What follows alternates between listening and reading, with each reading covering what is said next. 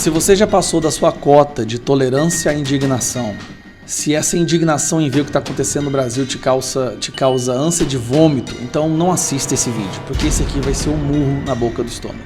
O Brasil ficou muito famoso internacionalmente, e não foi por causa do futebol, nem por causa do carnaval, nem Ayrton Senna. E aí a gente lembra do caso Felipe Martins, né? Lei Magnitsky.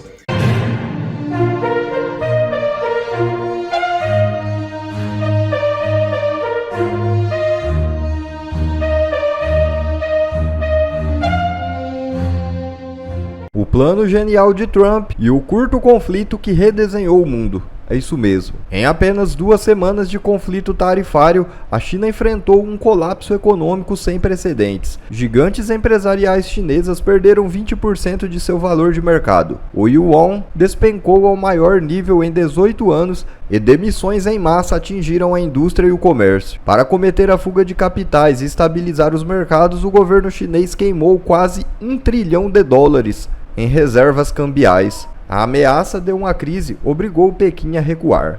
Enquanto isso, os Estados Unidos, liderados por Trump, fortaleceram sua economia, negociando acordos comerciais com 75 países, isolando a China e consolidando o dólar. O BRICS perdeu força, a União Europeia mostrou fragilidades e o Brasil, sob Lula, rumo ao isolamento. A deflação nos Estados Unidos em março de 2025 sinaliza alívio inflacionário, com possível corte de juros pelo Federal Reserve.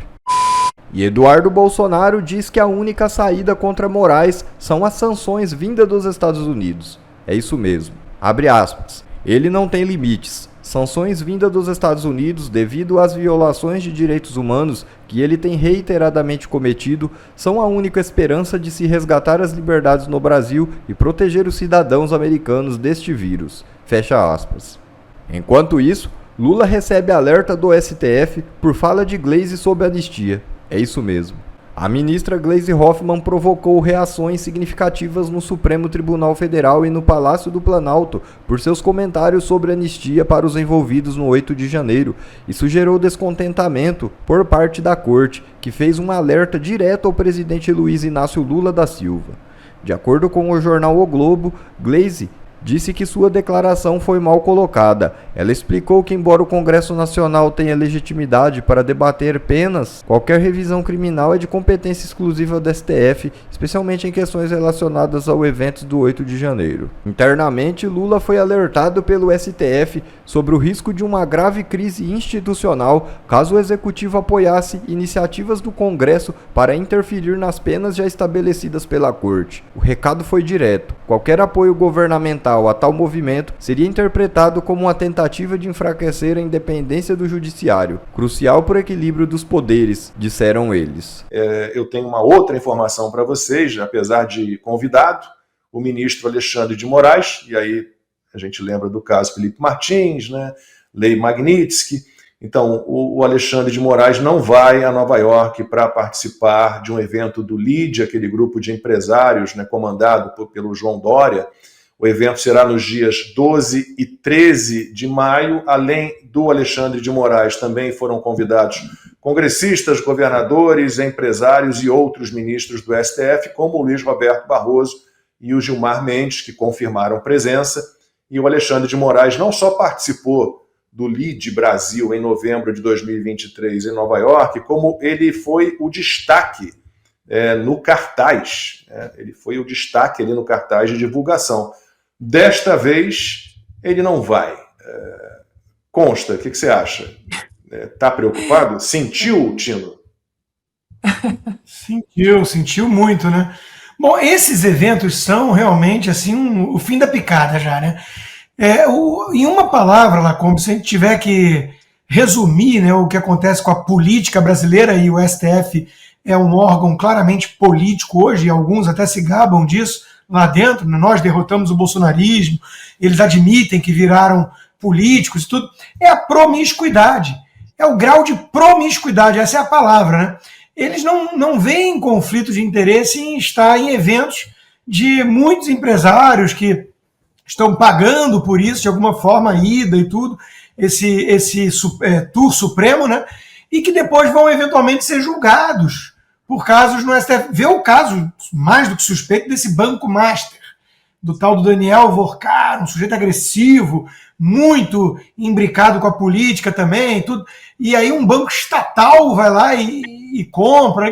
Tudo no Brasil é promíscuo, é muito escancarado. É que não é assim, é que eles fazem as escuras, né, as coisas.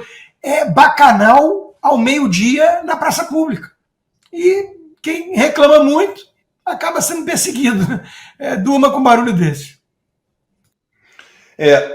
Ana, então o Alexandre de Moraes não vai, mas você reparou ali que a Fátima Bezerra, a governadora do Rio Grande do Norte, vai, é aquela do é golpe, e o Luiz Roberto Barroso, que é aquele do Perdeu o Mané. Aí você imagina um painel, Fátima Bezerra e Luiz Roberto Barroso, é golpe, perdeu o Mané? Ia ficar um negócio de louco.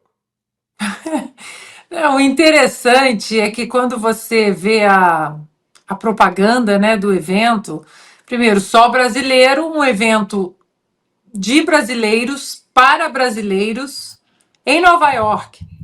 E a propaganda passa de novo aí, por favor, Franco. Guest speakers, né? Special speakers. É tudo em inglês, né? Aí começa 13 de maio, aí May, aí começa a mostrar ali as bandeirinhas. Os governadores, tudo bem, eles vão lá atrás de parcerias para o setor privado nos seus estados, eu até compreendo. Aí escreve mais de 300 empresários, autoridades e tal. Aí começa, keynote speakers. Imagina, Davi Alcolumbre, keynote speakers. Barroso, Gilmar Mendes, Gonet, guest speakers. E por aí vai, né? Special speakers. E um evento de brasileiros para brasileiros e em Nova York. Mas o Alexandre de Moraes, o pessoal aqui no chat, o pessoal torcendo, vai Moraes, vai Moraes. Mas eu acho que sentiu. Cara, é muito terceiro mundo isso, vocês me desculpem, cara. Imagine assim, você... Bom, Consta e Ana estão a mais. Eu estou fazendo um ano de Estados Unidos agora em maio, mas eu não consigo imaginar, né? Sai um monte de gente aqui dos Estados Unidos, vai para o Brasil fazer um evento para discutir o Brasil, os Estados Unidos no Brasil. É um negócio tão terceiro mundo, assim, tão deixa para lá. Mas, Silvio, para você eu queria passar a questão aqui da substituição da prisão, também pegando ainda o Alexandre de Moraes. Ele autorizou, então, a substituição da prisão, né, preventiva do Chiquinho Brazão, que é acusado de ser um dos mandantes do assassinato da Marielle Franco, né? Ele passa a cumprir prisão domiciliar. Não só a Marielle Franco morreu, mas também o motorista, o Anderson Gomes, em 2018. E a decisão dele foi tomada, né, com base num artigo do Código de Processo Penal que permite a substituição da prisão em casos de doenças graves. Então, ele citou, Alexandre de Moraes, um relatório médico que aponta risco de mal súbito devido ao estado de saúde de Chiquinho Brazão, que tem problemas cardíacos, diabetes e insuficiência renal. E falamos algumas vezes, Silvio, ao longo do programa, sobre duplo padrão, né? E a gente vai lembrar do Clesão, do Yunques, outro que estava lá também, preso no 8 de janeiro. Muita gente no 8 de janeiro com doença grave, com problema de saúde, até autista foi preso. E o Alexandre de Moraes nunca se movimentou para soltar ninguém. Clesão, inclusive, morreu na Papuda. E, além disso, também não vi, eu não pesquisei mais, também não vi nenhuma reação, nem da irmã da Aniele Franco, da irmã da Marielle, nenhum protesto contra a liberação do Chiquinho Brazão para cumprir prisão domiciliar, Silvio. Lacombe. Aliás, o Clesão, como diz até a própria campanha que a Revista Oeste fez recentemente, para a velha mídia e para a esquerda e talvez para os ministros do Supremo Tribunal Federal, o Clesão nunca existiu. É disso que se trata. Porque a Procuradoria-Geral da República recomendou que ele saísse da cadeia. Há várias manifestações da defesa dele pedindo para que ele saísse. Ele precisava de tratamento médico, mas não deu tempo. Ele morreu num banho de sol na Papuda e deixou uma família, deixou filha. A filha dele já fez mais de um pronunciamento até, a viúva. O Clesão é uma dor, né? Porque o Clesão é uma pessoa que foi presa, sabe-se Deus em que condições, porque a individualização de conduta e a materialidade da prova, elas são precárias, no caso dele especificamente, e ele só precisava sair de lá para fazer um tratamento médico. Algo que traficantes, que sequestradores, que assassinos, que pessoas que cometem crime de latrocínio, essas pessoas têm direito. Se você lavar dinheiro, se você fizer uma associação criminosa de verdade, armada de verdade ou ao tráfico, como foi a senhora dama do tráfico, não é mesmo? Aquela mulher que entrou pela porta da frente do Ministério da Justiça e foi visitar os auxiliares do Flávio Dino. Até hoje não se tem notícia de que ninguém foi demitido. Naquela época ela dizia que ela estava em defesa de uma ONG dos direitos dos presos. Pois bem, o marido dela estava preso em Tefé, no Amazonas, líder do Comando Vermelho. Hoje ela está presa, condenada a 10 anos de cadeia. Não é o mesmo tempo de pena da Débora, por exemplo, que pichou uma estátua com batom. Então, quando você solta alguém, e espero que todo o trânsito em julgado deixe tudo muito claro nesse caso da Marielle, porque ele já durou muito mais tempo do que deveria, a ponto de se tornar uma pauta política, uma bandeira da esquerda, e mesmo quando o caso aparentemente foi solucionado, a esquerda resgata essa bandeira porque faz bem, quem mandou matar Marielle. Bom, se foi ele, que seja punido, mas ele está solto, o Clezão não teve a mesma chance, assim como tem várias Déboras pelo país, e assim como o Supremo Tribunal Federal já mandou soltar mulheres, porque precisam ficar ao lado das suas crianças em idade escolar, avós, cuidadoras, precisam ficar com as suas crianças. Mas, desde que não sejam de direita, por direita não pode, aí é proibido. Lacombe, eu acho que em relação ao Clezão, é o que temos a dizer, né? E finalizando só em uma linha, vocês falavam sobre esse evento do Lídios, guest speakers. Quem quer ouvir a Ana Paula Lobato, suplente do Flávio Dino, que eu fui pesquisar no site do Senado quando surgiu essa notícia, e em 2 anos ela fez um discurso no plenário do Senado. Quem quer ouvir a Soraya Tronic? Não, e não deve ser barato para participar desse evento, eu vou dizer para você. Eu não sei quanto é não, eu vou até pesquisar, mas deve ser caro. Se você já passou da sua cota de tolerância à indignação, se essa indignação em ver o que está acontecendo no Brasil te causa ânsia de vômito, então não assista esse vídeo, porque esse aqui vai ser um murro na boca do estômago. Há não muito tempo atrás, o Brasil ficou muito famoso internacionalmente. E não foi por causa do futebol, nem por causa do carnaval, nem Ayrton Senna. Foi por causa da maior e mais eficiente força-tarefa contra a corrupção que o mundo já viu. O Brasil ficou famoso com a Lava Jato. A Lava Jato foi reconhecida no mundo inteiro como uma das mais eficientes forças-tarefas para se combater a corrupção em um país. Bom, talvez não no mundo inteiro, com exceção do Brasil. Aqui no Brasil, a nossa Suprema Corte odiava a Lava Jato, e principalmente quando a Lava Jato alcançou nomes dentro da Suprema Corte, como é o caso do amigo do meu pai. Foi nesse momento que eles tiraram toda a sua artilharia e começaram a atacar aqueles que estavam combatendo a corrupção no Brasil.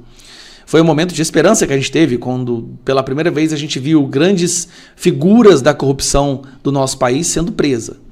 Mas quando essas investigações alcançaram o tal amigo do meu pai, aí, meu irmão, tudo mudou e eles foram para cima.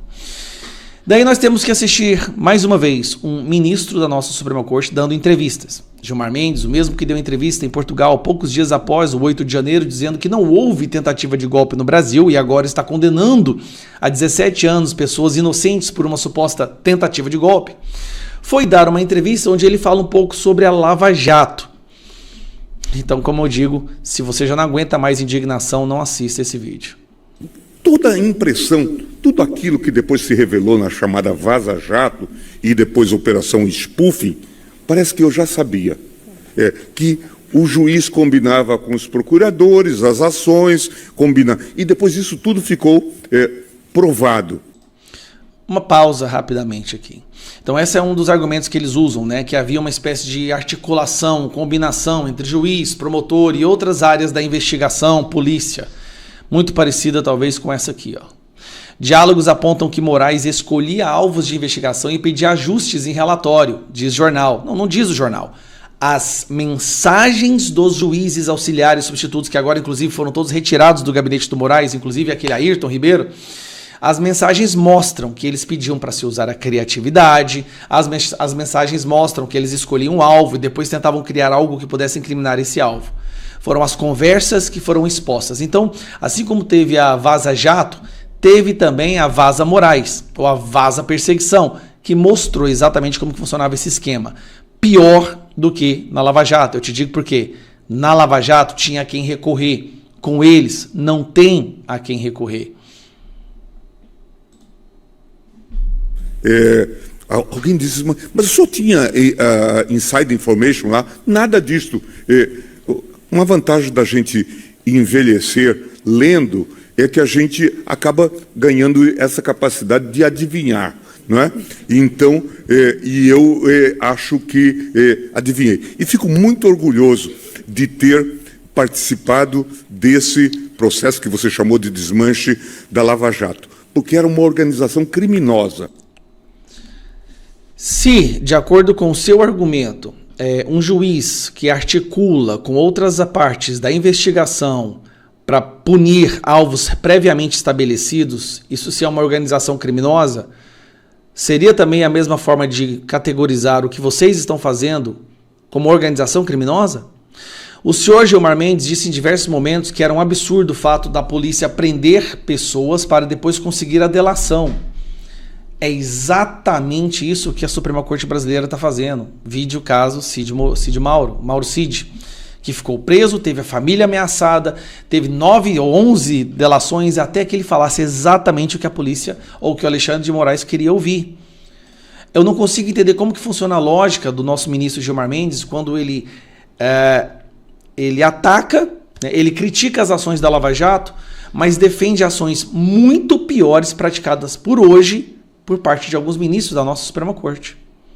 O que eles organizaram em Curitiba, lamentavelmente, era uma organização criminosa. E o que está sendo organizado por parte da nossa Suprema Corte poderia também, pelos mesmos parâmetros estabelecidos por Alexandre de Moraes, ser também considerado uma organização criminosa? Use a criatividade, o alvo é Eduardo Bolsonaro, ache alguma coisa sobre essas pessoas, mande calar, censurar essas pessoas, prender outras pessoas até que elas fizessem uma delação que fosse exatamente o que eles estavam querendo ouvir. Felipe Martins, 10 dias numa solitário, que por si só é um absurdo, isso não se pode fazer. Mauro Cid, 11 delações para conseguir que ele falasse exatamente o que vocês queriam ouvir, para fabricar uma denúncia na qual o Gonê foi lá e aceitou, sem mudar, na verdade acrescentou novas coisas. Reportagens que saem na matéria de toda a imprensa brasileira dizendo que os juízes têm medo de contradizer o Alexandre de Moraes como se ele fosse o dono do STF, porque tem que manter o corporativismo e todos têm que se blindar, porque se cair um, começa uma reação em cadeia e outros podem cair também.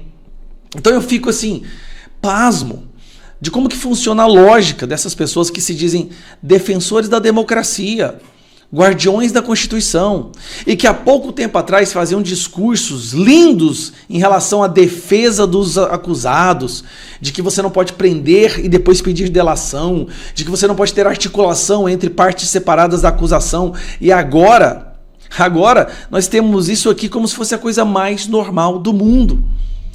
E o Gilmar Mendes defende isso. Isso pode. Mas eu vou te dizer por que o que está acontecendo na Suprema Corte é muito pior com a Lava Jato. As decisões da Lava Jato vinham na primeira instância. Aquela pessoa poderia recorrer na segunda e depois na terceira. E no caso da Lava Jato, as 3 instâncias concordaram com as acusações. O que o STF está fazendo hoje, o que parte do STF está fazendo hoje, é a mesma coisa do que eles dizem que a Lava Jato fazia, só que tem uma agravante. Com a Suprema Corte não tem a quem recorrer. Talvez o Lula não está preso hoje porque o Lula tinha quem recorrer, e ele recorreu aos amigos que ele indicou para a Suprema Corte. Mas quando as decisões vêm diretamente da Suprema Corte, a quem nós poderemos recorrer? Não há. Não há a quem recorrer. Essa é a situação. Essa é um dos fatos jurídicos do Brasil que mais tiram a esperança do povo brasileiro em relação a uma justiça séria, imparcial. Agora nós temos aí uma denúncia absurda contra Bolsonaro por falas. Nenhuma coisa que está ali naquela denúncia é fatos. São todas falas. Suas falas inflamadas incentivaram as pessoas a agir de determinada forma. As falas inflamadas, pelo amor de Deus, o que aconteceu na Lava Jato tinha milhões de evidências. Pedalinho com nome, fotos aéreas, conversas, delações, centenas de delações. No Bolsonaro tem uma delação. Uma. Do Lula tem dezenas, não eram centenas não, mas dezenas de delações. Várias evidências. Do Bolsonaro não tem nada. Absolutamente nada. Mas o que a Lava Jato fez é um crime e o que o STF está fazendo é um favor à nossa democracia.